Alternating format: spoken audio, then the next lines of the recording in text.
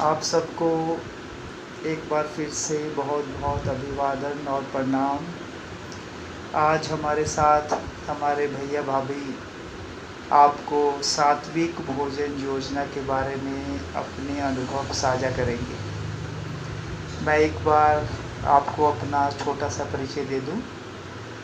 मेरा नाम अमर है और मेरी उम्र 52 वर्ष है और मैं अमर गीता पुस्तक का लेखक हूँ। यह मेरी पुस्तक है और मैंने 30 वर्षों तक भगवत गीता और स्वास्थ्य के ऊपर शोध किया और उसके बाद मैंने अपनी पुस्तक लिखी और अब मैं आजकल अध्यात्म और स्वास्थ्य के बारे में सभी को जागरूक करता हूँ और मैंने अपनी एक भोजन योजना बनाई है। इसे सात्विक भोजन योजना कहते हैं, SFP। इसके 4 मुख्य भाग हैं। पहला एनिमा, दूसरा उपवास और तीसरा सात्विक भोजन और चौथा समर्पण। ये चारों मिलकर आपको युवा, स्वस्थ और समृद्ध बना देंगे 80+ तक। तो मैंने एनिमा के बारे में आपको थोड़ा सा बता दूँ। ये हम सुबह उठकर 6 या 7 बजे इसको हम अपने बड़े आंत की सफाई कर लेते हैं। उपवास में हम रात के 8 बजे से अगले दिन 10 बजे तक कुछ खाते हैं ना कुछ पीते हैं, अर्थात हम अपने शरीर को खुद सफाई करने का समय देते हैं। और 10 बजे के बाद हम नाश्ते में फल का सेवन करते हैं और लंच और डिनर में हम पहले सलाद और उसके बाद सब्जियों का ज़्यादा सेवन करते हैं और अनाज दालें कम खाते हैं। इसके साथ साथ अगर आपके पास मिलेट्स की उपलब्धता है तो आप मिलेट्स का उपयोग कर सकते हैं, जो कि बहुत ही उपयोगी है। इसके साथ हम मांस, अंडे, दूध से बनी हुई चीज़ों का कम उपयोग करते हैं। और चौथा है समर्पण। समर्पण जो कि 40 वर्ष की आयु के ऊपर का विषय है। इसमें हम सुबह शाम झुककर प्रणाम करते हैं, जिसमें आपकी आस्था है। तो ये चारों भाग, एनिमा, उपवास, सात्विक भोजन और समर्पण, ये चारों मिलकर आपको युवा, स्वस्थ और समृद्ध बना देंगे 80+ तक। तो आइए हम आपसे अपने भैया और भाभी को मिलवाते हैं, जो कि सात्विक भोजन योजना का पालन करते हैं। नमस्कार भाई साहब और नमस्कार भाभी जी। नमस्कार। नमस्कार। अच्छा जी, आप पहले अपना उम्र और आप कहाँ पर रहते हैं और आपकी इस भोजन योजना कब से आपने पालन किया, इसके बारे में थोड़ा सा बताएं। आपका नाम? मेरा नाम जयदीप सिंह है। मैं काशीपुर कुंडेश्वरी में रहता हूँ और मैंने सात्विक भोजन का पालन जो है अक्टूबर महीने से शुरू किया है। ठीक है, और आप भाभी जी को दे दीजिए, आप अपने बारे में बताएं।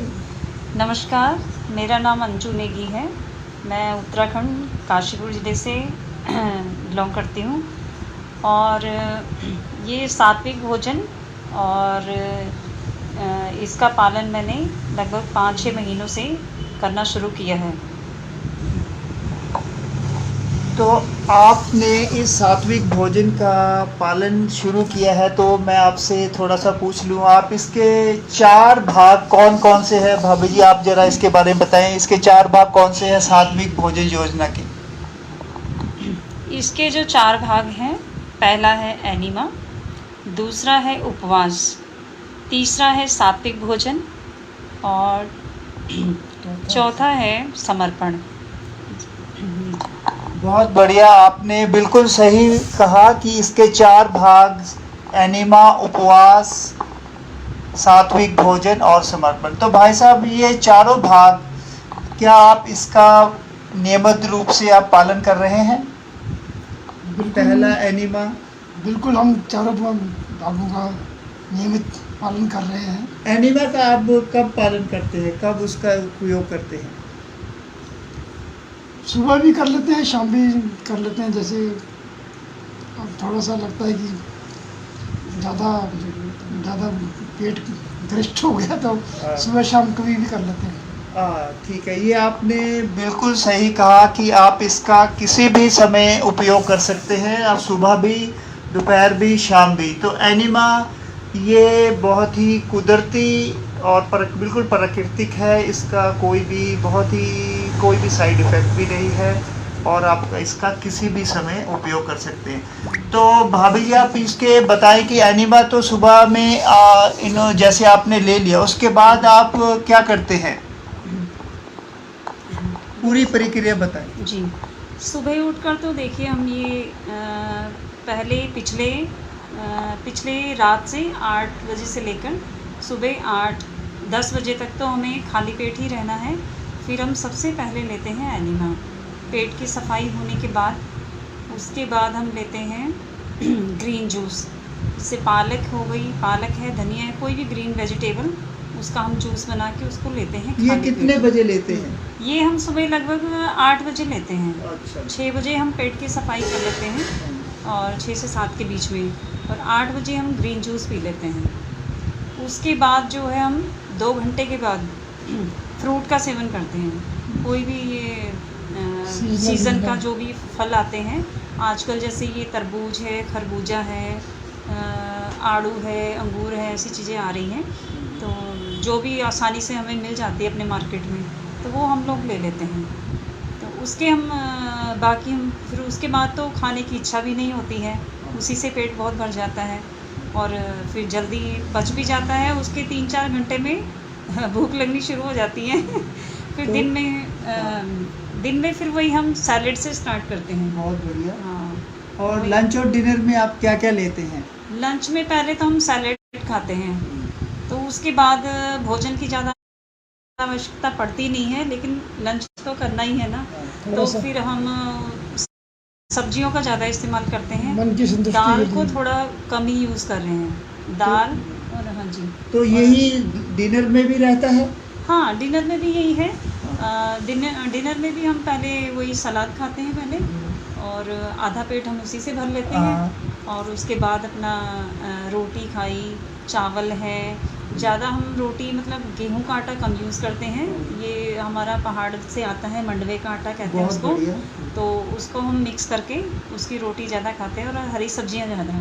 ओके, तो आखिरी भाग जो समर्पण है उसके बारे में बताइए। हाँ जी, समर्पण का ये है कि पहले जब मैं पूजा करती थी तो पहले ये था कि अपना पूजा करी, आरती करी, दिया जलाया, भगवान से प्रार्थना करी, बैठ जाते थे और भगवान से रोज़ कुछ ना कुछ मांगना, अपनी जो भी आगे ज़रूरत पड़ती थी हमें कि हमें आगे कल को ये चाहिए, उसके लिए हम प्रार्थना, कभी बच्चों की पढ़ाई के लिए कि उनसे प्रार्थना करनी कि बच्चों की पढ़ाई अच्छे से हो जाए, उसके बाद कभी जॉब का है तो भगवान बच्चों की जॉब अच्छी लग जाए, यही रहता था। मतलब मांगते ही थे कुछ ना कुछ हम रोज़ भगवान से। तो जब से ये समर्पण का आपने बताया है तो उसमें बहुत बदलाव आ गया है। बदलाव ये है कि जैसे हम समर्पण के लिए मैं बैठ जाती हूँ भगवान के आगे नतमस्तक होकर, दोनों हाथ जोड़कर, शीश झुकाकर, और 5 मिनट के लिए बिना कुछ मांगे, कुछ भी नहीं मांगना है, बिल्कुल समर्पण भाव से भगवान के आगे बैठ जाना है। सब मतलब भगवान के ऊपर ही छोड़ दिया ही कि आप जो करोगे आप ही करोगे, हमें कुछ नहीं मांगना है। तो वो भाव जो ये कुछ दिन तक मैंने जब अपनाया तो उसके बाद मुझे बहुत अच्छा महसूस हुआ। तो सारी टेंशन ही ख़त्म हो गई कि अब ये मांगना वो मांगना, वो सब चीज़ें ख़त्म हो गई हैं। अब जो है भगवान खुद करेंगे। अब पूरी तरह हम समर्पित हो गए हैं। आपने समर्पण के बारे में बहुत अच्छे से बताया। तो समर्पण में आपका कहने का मतलब है कि आपने ना तो कुछ मांगना है और ना ही कुछ बोलना है, केवल आपने जिसमें आपकी आस्था है उनमें आपने नमन पूर्वक झुककर उनको नमस्कार करना है। हाँ जी, हाँ जी। ओके, बहुत बढ़िया। तो आपने ये चारों जो भाग है इसके बारे में बहुत अच्छे से बताया कि एनिमा, उपवास, सात्विक भोजन और समर्पण। तो भाई साहब, मैंने देखा है कि आपने जब से इसका पालन कर रहे हैं, आप इससे पहले आप बहुत अधिक चाय का सेवन भी करते थे, और दिन में सुबह उठते ही पहले आप 2 से 3 कप, और वैसी प्रक्रिया शाम को भी, और जिसके भी घर आप जाते थे या आपके घर में कोई आता था वो हमेशा आप उसके साथ चाय जरूर उसको सेवन करते थे। तो आजकल आप में इसके क्या बदलाव आया है? इस भोजन पद्धति को अपनाने के बाद चाय की जो तलब है वो बहुत काफ़ी कम हो गई है। अब मैं सुबह तो चाय लेता नहीं हूँ, सुबह तो चाय बंद हो गई है, और शाम के समय थोड़ा सा 4-5 बजे के बीच में चाय 1 कप पी लेते हैं। ठीक है। या अगर कभी कोई गेस्ट आ गया तो उसके साथ थोड़ा सा आधा कप चाय ले लेता हूँ। बाकी सुबह की चाय मैंने बिल्कुल छोड़ दी है। देखिए, आपने ये बिल्कुल सही, बिल्कुल अच्छे से जवाब दिया कि आप शाम को चाय पी लेते हैं। तो कोई बात नहीं, इतना भी हमें कोई हार्ड एंड फास्ट रूल नहीं है। आप इसको बस मेन इसमें ये ध्यान रखना है कि हमें सुबह जो पहला भोजन है वो हमारा फ्रूट होना चाहिए। उसके बाद आप, अगर आपका मन करता है तो आपको शाम को चाय ले सकते हैं। तो आपने बिल्कुल सही इसका बिल्कुल एक सच्चाई से आंसर दिया, ये बहुत ही बढ़िया। तो भाभी जी, आपसे एक प्रश्न है कि आप अपने साथियों को, जो आपके साथ के, उनको क्या संदेश देना चाहेंगे? मैंने देखा है कि आपके अंदर अब काफ़ी परिवर्तन है और फेस में भी आपके चमक है। तो इसके बारे में अब आप क्या बताना चाहेंगे सबको, ताकि उनके फेस पे भी चमक आ जाए? जी जी, मेरा सबसे यही कहना है कि शुरू में देखिए, किसी भी बात पे यकीन करना बहुत मुश्किल होता है। कोई किसी से कुछ कहता है तो अपनाने में बहुत समय लगता है। तो लेकिन ये जो है ना, ये जो जीवन पद्धति है, ये जो जीवन शैली जो बताई गई है अमर गीता में, ये बहुत ही फ़ायदेमंद है हमारे लिए। मतलब आध्यात्मिक और शारीरिक तौर पे दोनों के लिए बहुत ही मतलब अच्छा है, बहुत अच्छा महसूस होता है। एक बार अपनाइए ज़रूर। अब मेरा ये है, जब से मैंने ये शुरू किया है तब से मेरे पड़ोसी अड़ोसी जो भी मुझसे मिलते हैं, या मेरा जैसा काम है, मेरे कस्टमर आते हैं, सिलाई का काम है, कस्टमर आते हैं, उनसे भी मैं यही कहती हूँ। पहले अपना काम करने के बाद उनको यही सलाह देती हूँ। अक्सर कोई आता है तो बातचीत लेडीज़ में हो ही जाती है, तो हर कोई कहता मुझे ये प्रॉब्लम है, मुझे वो प्रॉब्लम है। किसी को बीपी रहता है और किसी के घुटनों में दर्द है, तो अक्सर लेडीज़ में यही चर्चा चलती है। तो अब मैं पहले इसकी जानकारी नहीं थी जब तक ये अमर गीता पुस्तक नहीं पढ़ी थी। तो अब पढ़ने के बाद जब मैंने खुद अपनाया है, तब मैं अपना के फिर मैं अब लोगों को कह सकती हूँ कि इसको करने से बहुत फ़ायदा है। अब मैं सबको यही बोलती हूँ जो भी मुझसे मिलता है, और बहुत लोगों ने इसे अपनाया भी है। मैंने उनको अपने तरीके से समझाया और बहुत लोगों ने इसे अपनाया और आके मुझसे बोलते हैं कि हमें बहुत फ़ायदा हुआ। वो ख़ास करके एनीमा के लिए तो बहुत लोगों ने मुझसे कहा है कि इससे हमें बहुत फ़ायदा है। बहुत से हमारे पड़ोसी थे जिनको एसिडिटी की प्रॉब्लम थी, तो उन्होंने इसको अपनाया, तो तब से कह रहे हैं हमें एसिडिटी की प्रॉब्लम बिल्कुल ख़त्म हो गई है। और किसी को कॉन्स्टिपेशन था, और किसी को मतलब हाई बीपी, सिर दर्द, तो ये सब चीज़ें उनकी दूर हो गई। 2-4 जो मेरे पड़ोसी थे, उन्होंने इस चीज़ को अपनाया तो बहुत अच्छा लगा उनको। अब मुझसे जो मिलता है, मेरा तो मतलब ये हो गया कि दिन में रात में कोई भी मुझसे मिलता है तो मेरी यही बातें होती हैं। पहले थोड़ी बहुत किसी की चुगली भी हो जाती थी अब वो चीज़ ख़त्म हो गई है और यही बातें होती हैं, और सच में बहुत अच्छा महसूस हो रहा है। आपने बहुत बढ़िया तरीके से आपने संदेश दिया। और भाई साहब, अब आप भी अपने साथियों को ये संदेश किस प्रकार देंगे? क्या आप उन्हें व्हाट्सएप से या फेसबुक से उन्हें इसके बारे में जागरूक करेंगे? बिल्कुल, मैं भी अपने साथियों को और जो जानने वाले मित्रों को फेसबुक और व्हाट्सएप के ज़रिए इसका संदेश अवश्य दूंगा। तो आखिर में मैं एक बार आपसे ये बात जानना चाहूँगा कि आपने ये जो भोजन, सात्विक भोजन योजना शुरू की, तो क्या आपके अंदर एक विश्वास बन गया है? जैसे कि हम सबकी उम्र कोई 50 के आसपास है, तो क्या आप में इतना विश्वास बन चुका है कि आप 80+ तक इस जीवन शैली से निरोग, स्वस्थ और समृद्ध रहेंगे और आपके अंदर ये चमक बनी रहेगी? क्या आपके अंदर ये विश्वास बन चुका है?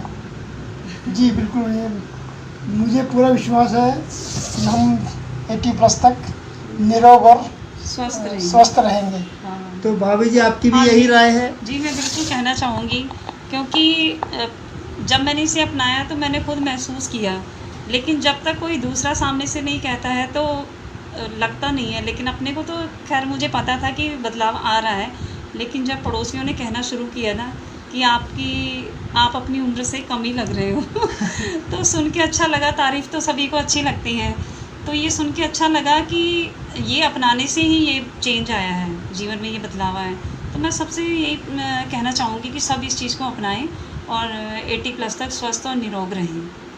धन्यवाद।